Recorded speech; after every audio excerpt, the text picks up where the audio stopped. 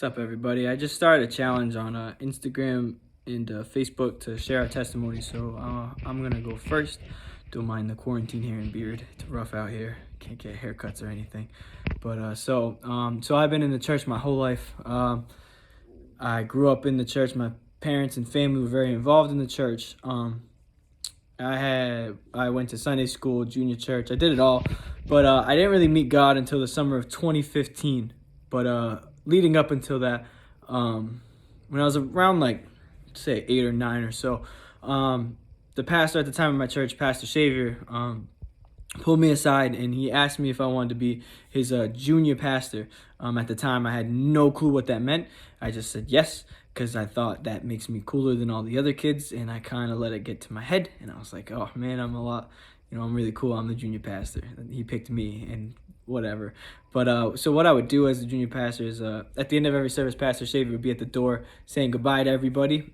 So I would run over to the door and meet him there and make sure that I was there to say goodbye to everybody. And then after that, we would go and he would read me some scriptures. He would talk about it with me, and then I would go home. I really wish that I understood how important it was and how amazing of an opportunity I had to be with him, because I can't really remember all the conversations we had, and I wish I could. But a couple years later, he ended up passing away. That was a tough time for me, but moving forward, when I got to middle school, I was chubby, so I got bullied a lot, and that made me bully other people. I ended up getting into fights. I got into 2 fights in middle school, really stupid and dumb, but it made me depressed and angry, and it got to the point where in 7th grade, I was sick of it all. And I went home and I was like, all right, yeah, this is it. And I went to my room, I grabbed a knife, and I thought I was like, all right, it's time.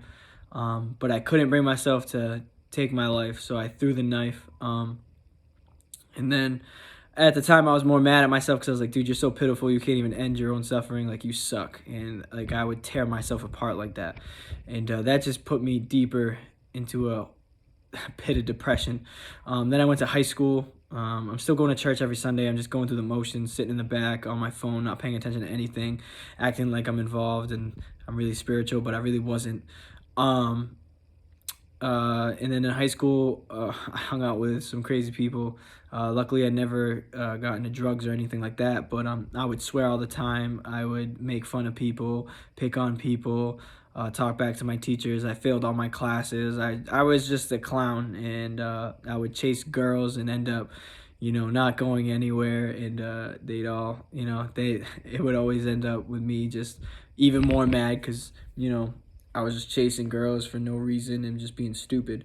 So that all happened in high school.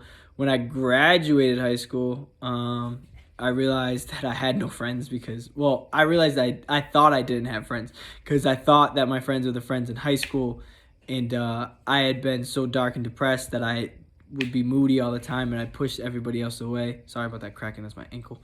But I'd push everybody else away who was at the church and everything, and I didn't think I really established any real friendships. So getting out of high school was like a whole different thing.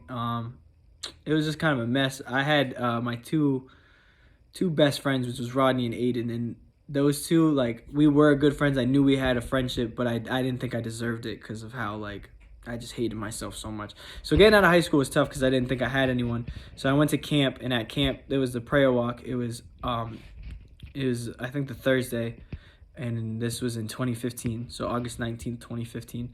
The prayer walk, and I didn't want to do it, so I left. Pastor Andrew ended up tracking me down and talking to me. I told him about everything, how depressed I was and angry, and how I thought I had no friends.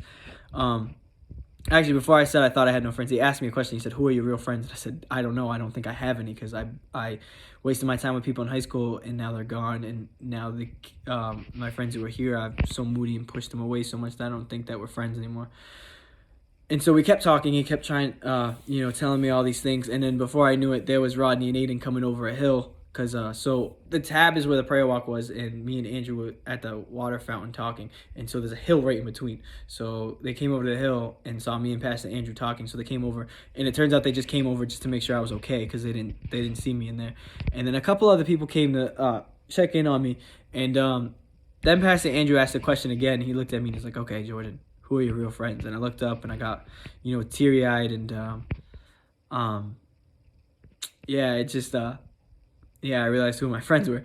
So I went back to the tab, because we all had to be back over there because we're still technically like campers and CITs, so we couldn't really be out. We had to be with the group. So we went back, and then Pastor Andrew was like, at some point, go to the altar. And I said, okay. So I sat in the back next to my friend Shane, because he was sitting in the back, like the far back pew. So I sat next to him because I was like, I'm not going to the altar. He saw that I was kind of teary-eyed. He asked me about it. I told him about it, and then he said, all right, we're going to go to the altar when you're ready. And then I think he realized that I was procrastinating and I was not planning on going to the altar. So he just got up and was like, let's go. I was like, okay. So we went to the altar. As soon as I hit the altar, I just began to weep and cry, and I couldn't control it. And I began praying, and before I knew it, the entire camp, all the campers and counselors, like, had their hands on me praying. And I realized that, because at first I wasn't really praying. Like, I was like, what am I doing here? What's going on? Like, oh my gosh, I didn't want to be here. And then before I knew it, God just grabbed me, and I realized that, like, he had me. I was there. I was like, there's nowhere I can run now. No more running. It's time to, like, talk to God, like, one-on-one. And so finally I was just like, all right. So I let it all out. And as I was praying out loud, the things that are coming out of my mouth were like my confessions. I was confessing my sins and stuff, and asking God to forgive me, and they just kept coming out. And I was like, what are you doing? People can hear you. Like, stop doing this. If they know who you are, if they know, stop. But I couldn't stop myself, and I ended up that night giving my life fully to God.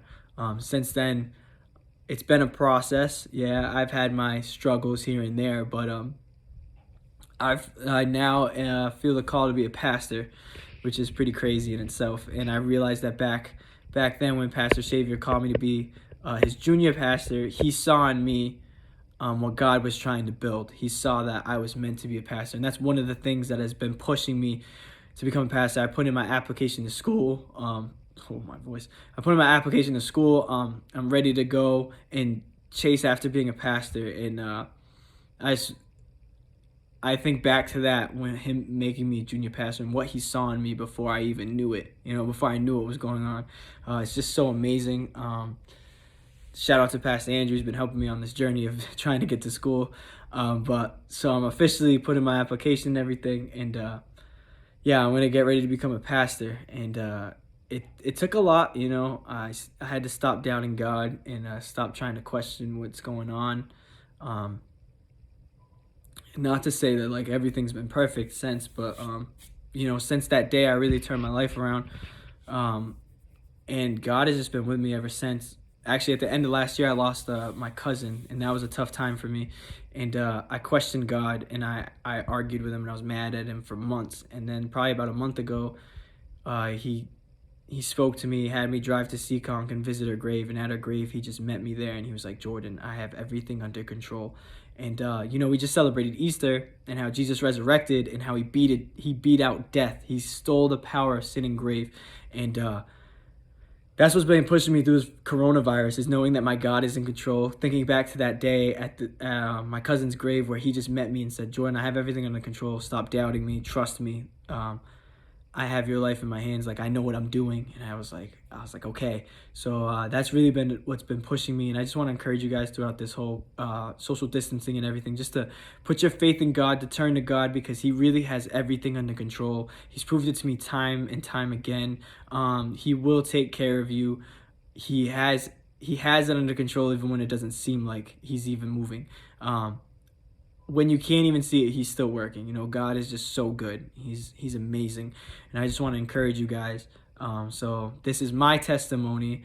I don't know who's going to share their testimony next. I'm really excited to see all the testimonies that'll come through. But I hope that these testimonies can encourage you and can help you through this time.